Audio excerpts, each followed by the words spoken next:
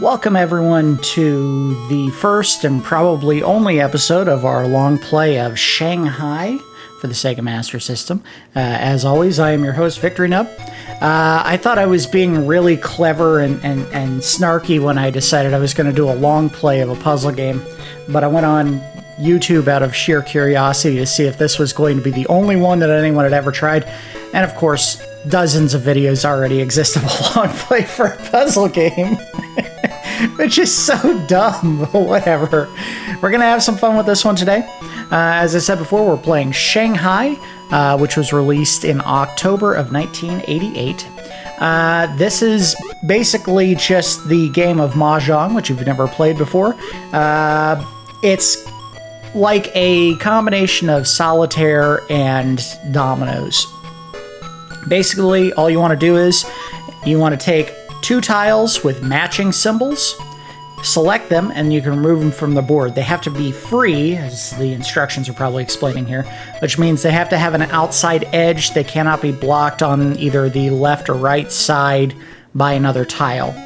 But we're going to go ahead and get it started. I don't know if the game has already started for me. Yes, it has. Okay. Well, hold on. Can I pause? I want to do story setup. Let's have the fun! Well, I can't pause it. It's just going to keep going. So as ridiculous as this sounds, there is actually a story for the game in the instruction manual. Let's go ahead and read it. The section is simply called Shanghai. Shanghai is based on the ancient Chinese game of Mahjong, the origins of which are as mysterious as the game itself. Some historians date it as far back as the time of Confucius, over 25 centuries ago. The game is simple. There are 144 tiles, arranged in a pyramid called the Dragon Formation. The object is to remove the tiles matching pairs. The challenge comes in selecting which tiles to remove, for the game can only be completed in 72 consecutive moves. Remove the wrong two tiles and you're left with no more matching pairs. Game over. In the years since, it has been the favorite of pirates and smugglers, flappers and gangsters, of working men and the well-to-do. Now you can play it too, on the Sega system. It's a game everyone in the family can play and enjoy. And I think that'll do it. Let's go ahead and just restart the game so I don't lose that minute and 40 or 25 seconds, whatever it is. Because I want to play this fair and square. So, as I said before, it's basically as simple as you pick two matching tiles as long as they have a free edge on either the left or right side, and they'll get removed from the board.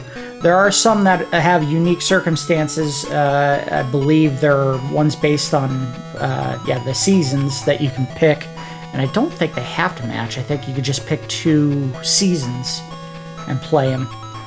So I'm not going to be 100% sure on some of that, but we'll do the best we can. I see two here. And get rid of those. I see... Oh, come on. Two there.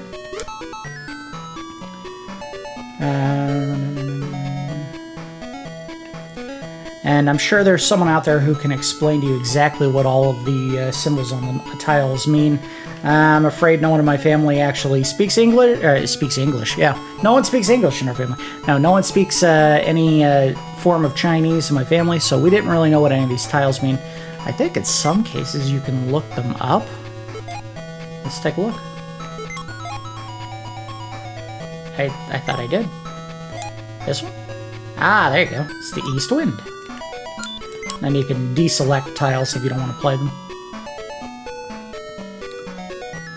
Well, this song really gets after it. And when you only have one song, and I think this game only has the one song, they really have to give everything they have to it.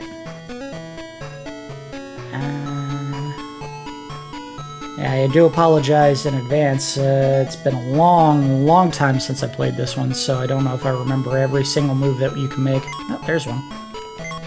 Get rid of those.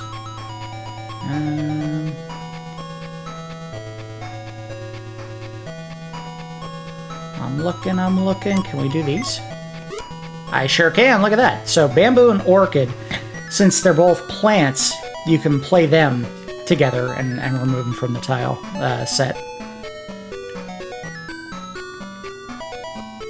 I think that may have been something that prohibited any kind of advancement in the game when we were playing it. No, get rid of that one. Originally, is we didn't know which ones you were allowed to actually play against each other, so it kind of slowed the game down a little bit. Now we can do those two.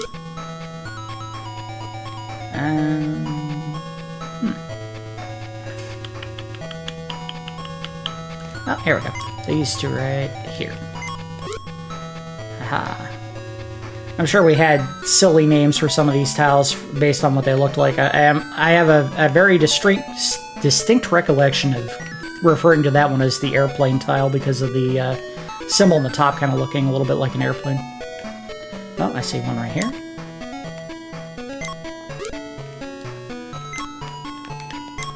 Let's get rid of those.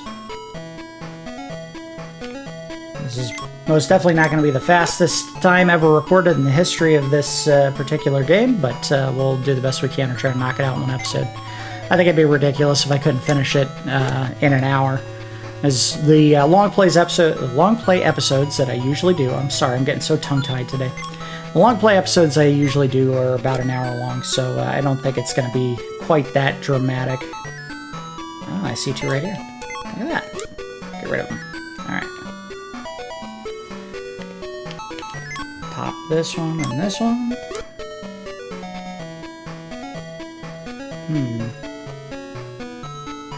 See two right here that we can do.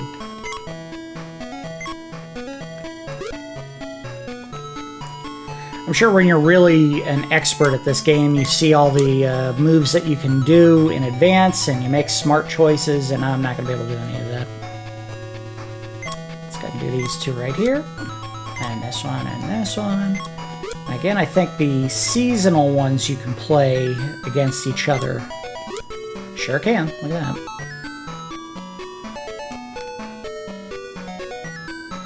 So I'm afraid I don't have any great stories about playing this particular game, but I did have some stories that I thought I'd share anyway, or at least a story I wanted to share anyway.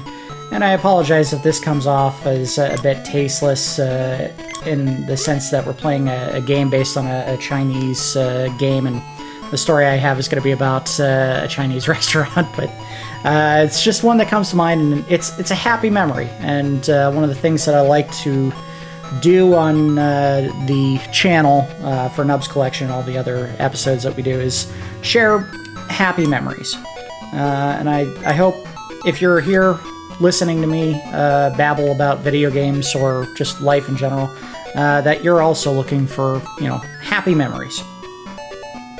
So in this particular case, I want to talk about a restaurant that was near my house when I was living in the second home that I remember ever living in Northern Virginia. There was a restaurant that we used to go to all the time called Imperial Gardens.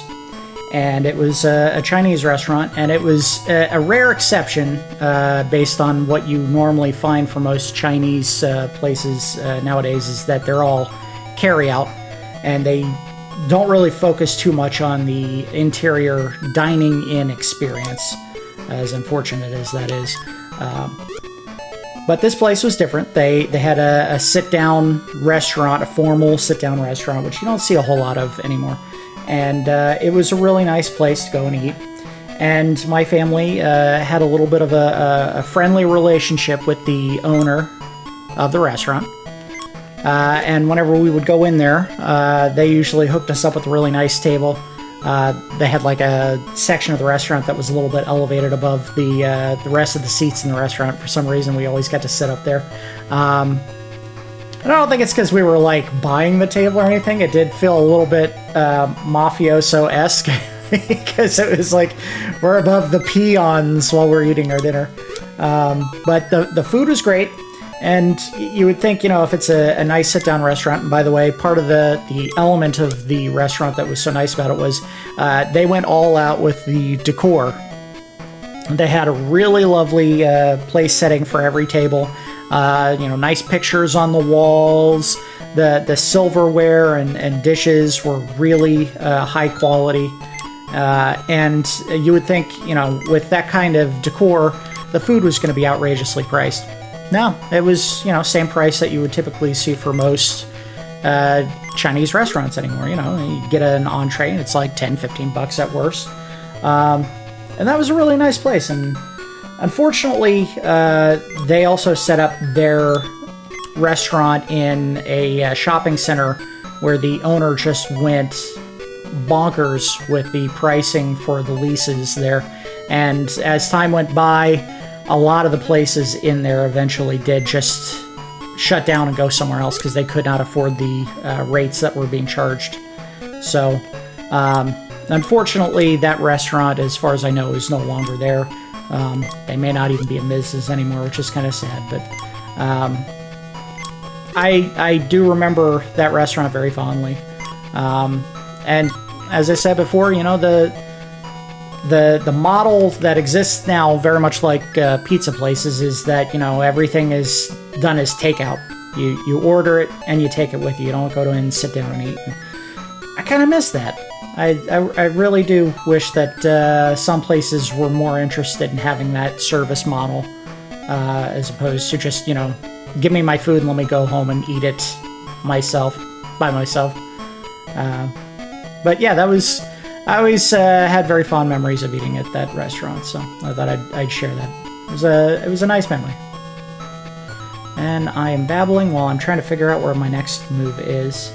I don't know if the game tells you if you're out of moves. I don't remember if it tells you. You may just have to bumble into your last playable move and then you're kind of screwed over.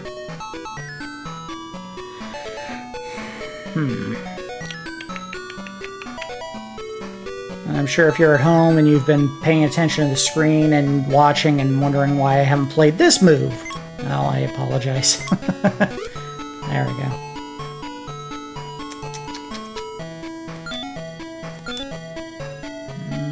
I was trying to see if maybe there was a key that would kind of guide me to the next playable tile, but I don't think there was.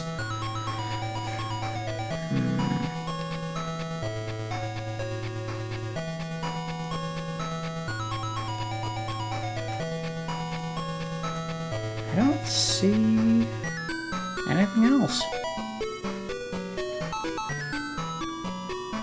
Checking high. I don't see anything terribly up high that we can play.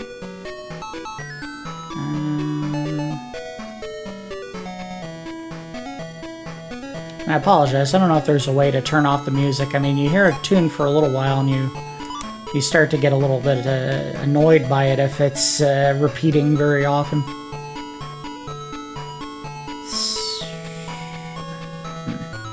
Oh, here we go. And then we can play these two. Unfortunately, we're running out of tiles that we can play. Oh, that one there. There we go.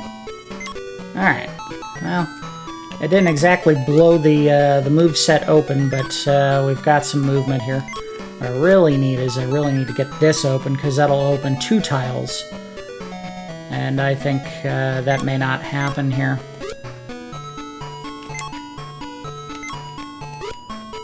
I'm just playing what's left, and unfortunately there isn't a whole lot of them left. 5 and 5. That may be it. That may be the last one, unless there's something good underneath it. No. Shoot. Here, I thought I was gonna knock this game out in one try, and I'm not. Maybe. So this is where the solitaire aspect of the game kind of comes into play, is that you're not guaranteed to win every time. I wonder if... dumb idea, but let's see if this works. Nope, can't do it. I'm starting to distinctly recall times when I was frustrated and couldn't figure out what the next move was going to be, just kind of randomly clicking on tiles and hoping one of them would light up and let me play it.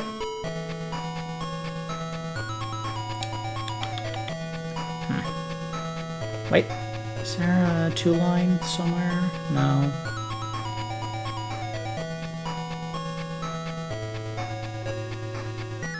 Huh. I'm not seeing anything. tell you, the one thing that's nice about video games that you don't get necessarily out of physical one-player type games like this is I cannot imagine how hard it would be to try to set up this tile set to play it by yourself every time, because I feel like unless there's something you can like fill the tiles into and then just kind of flip over onto a table and start playing, this would be really hard, time-consuming. A little bit like a more nightmarish version of setting up, you know, solitaire to play. I'm not seeing anything. The game has not ended, and I thought that the game would end if you didn't have a move left. So there's got to be a move somewhere. I just haven't seen it yet.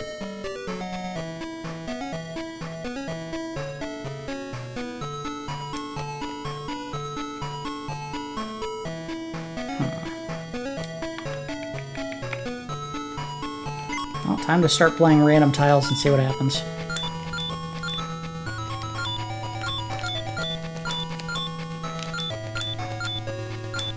So that's the one I would have thought, if anything, would let me play that one.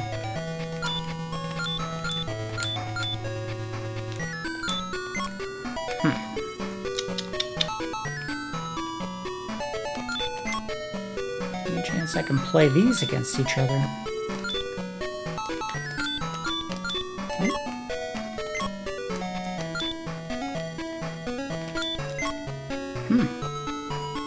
I'm stumped. Wonder if the game will tell me if there's any moves left. Back up the move, show all moves. Well, I'd hate to do this, but... Uh-oh, there are no possible moves. There we go, yeah, game's over. So let's see if we can't do a new one, and we're gonna finish it today. Restart. Wait. Can I do... Start solitaire? Well, I think that's what we've been playing, so... Make a new pattern. Alright, we're gonna get it right this time, guys. I promise. I hope I didn't just literally reload the same tile set that I was playing before. I can take these two.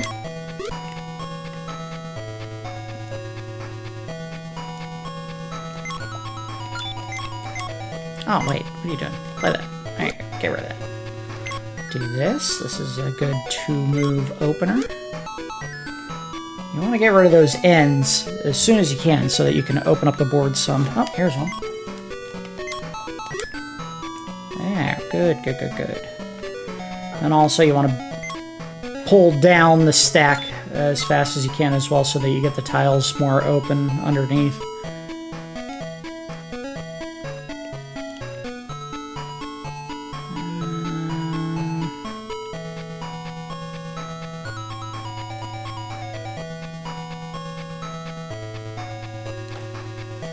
See a plant one here. I don't see anything I can play. I see a seasonal one. Is there one we can play the seasonal one on?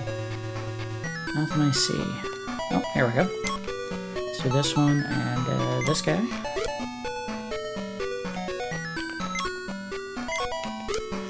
While we're bringing up random bits to talk about in a completely tacky and possibly offensive manner, it is October 3rd, 2021, so Shang-Chi just recently came out in theaters, if you're a fan of the Marvel movies. That was the second one to come out in theaters after the pandemic has been raging throughout the world. I liked it. I liked it a lot. It was a very good movie. I did go see it in theaters, but I had a mask on with me the entire time. I especially liked the way that they implemented the 10 rings. And one of the things that was always a little bit dicey as far as how they were going to implement stuff of an Asian origin without being offensive was how were they going to play not only the Mandarin character, but how are they going to implement the 10 rings, because the series, the cinematic universe, has been very careful about how it adds more fantastical elements into the series, and I thought what they did with the use of the 10 rings was awesome. It didn't take the full advantage of all the varied abilities that the Ten Rings were supposed to have in the comics, but what they did do is they made them an element of actual like force projection, where Wenwu, the character usually known as the Mandarin, would swing his arms. The rings would kind of shoot out and project force as a part of that. So it was like just he'd swing his arms and wipe out 30 people with one swipe. It was very cool to see in theaters. I don't think by any means it was the best Marvel movie I've ever seen, but it was still very entertaining, and I'm glad I saw it in theaters. I don't think there's been any MCU movies that I've seen in theaters that I regret spending the money to go see. They got a formula in place that they have honed to near perfection, and I'm happy to see what comes out in the future. I think the next one that's supposed to be in theaters is going to be the Eternals, which is the one with the so-called Eternals taking on the Deviants, and that was one of those comic series that's so obscure, kind of like with Guardians of the Galaxy, that people are going to walk into it having absolutely no idea what's going on with the story beforehand. So I think it'll make for some interesting chances to tell a compelling story that no one's really familiar with. Oh, here we go.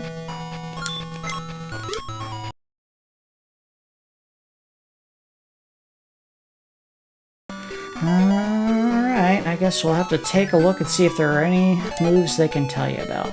Show... I wish they could just show you one move. No moves. Yep, we got stuck again. Oh boy, we might be stuck again. 3 straight games I couldn't finish.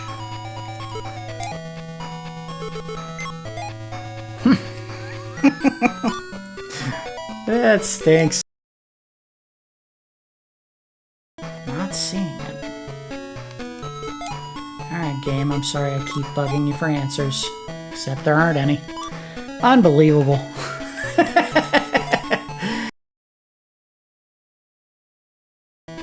I think that's it. Yep. This is a little bit embarrassing.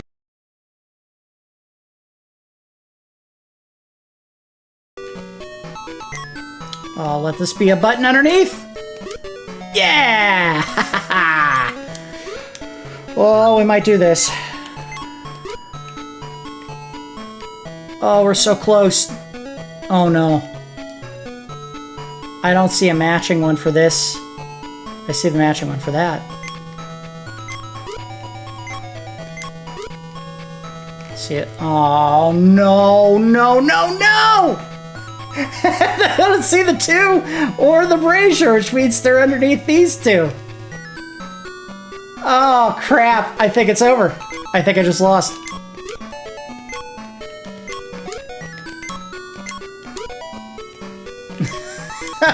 What? What a punch right in the balls. Look at this! You can't finish! Oh, so close. Alright, tell me it's over. With 6 tiles to go! Alright. I think that's gonna be the end of this episode. We got really, really close to finishing 1 game of Mahjong, and we just got screwed over at the end. Alright, as we do with most episodes of Nub's Collection, I guess we do it with the long plays as well. Let's do the review phase of this particular game. I don't know if there's a way to go back to the menu and try to give the music a... Ah, there's a different music option. There we go. Let's mix it up a little bit. As usual, we'll do the good, the bad, and the ugly. Okay, I think I know the ugly. That is a very annoying sound. What are they thinking? Let's try C. Alright, that's a little more mellow. I like that. Never do music B on that one. That's going to be our ugly. The good is, Mahjong is a very fun game to play. It's obviously a one-player style game, so the only person you're playing against is yourself. And if you It's a lot like solitaire in the sense that you can easily lose if you have a card, or in this case a tile, stuck underneath another one that will bind up your play options, and you'll have to forfeit because you can't get any further. It is fun. The games obviously play very quickly because I was only playing through most of those for about 10-15 minutes at most. And again, if you play traditional Mahjong and know something I don't know, it seems like having a game set it up for you is a lot easier than trying to actually lay out those tiles yourself, especially if you don't know the exact pattern, because I don't know if I could tell you just remembering how they were laid out, what each row is supposed to have in it. As far as the bad, it's a board game, and board games don't necessarily make the best video games. I mean, when you play video games, you play to be able to do things that you couldn't do in real life in most cases. You know, you're playing a secret agent on a mission to find some plans to save your country or something. A robot shooting other robots, or, you know, a superhero or stuff. Board games on consoles don't capture that same fun. And that's just the way it's always going to be. You can play those board games when you have other people, and that's another component of this is, even though you can play Mahjong by yourself, board games are always the most fun with other people. And while I do think there's a two-player option here, you're still playing the same game. And as far as the ugly, oh my god, that music option B was piercing to the ears. What were they thinking when they wrote that song? That was terrible. So let's go ahead and do a review score. We do it on a scale of Randars, 1 to 10 Randars. I'm going to give this a 4. 4 Randars. Again, this is probably something where you might have more fun with an actual tactile board set, as opposed to just playing it in a video game. No matter how much easier it makes it to play the game, since you don't have to physically set up the tiles yourself, it's kind of like playing solitaire on your computer. I mean, if you actually had a deck of cards, you'd probably have more fun with the actual cards in your hands than just playing it on, you know, the limited number of Windows games that they offer you in your standard Windows setup. But yeah, it's fun. Don't know if I'd recommend anyone go out of their way to find a copy of this to play on Sega Master System. So I think that's going to do it for this long play. I guess this will hopefully be the one and only long play that we ever do where I just could not beat the game. It's like they conspired against me to make me look like a fool in this particular long play, but I'm happy we got to look at it, and hey, you got a longer look than you typically do on a standard Nubs Collection episode. I'd love to say that this is the only board game video game that I have on any console, let alone Sega Master System, but in a future episode we're going to find out that is far from the truth. Thanks everyone for watching this episode of Nubs Long Play, and I will see you next time.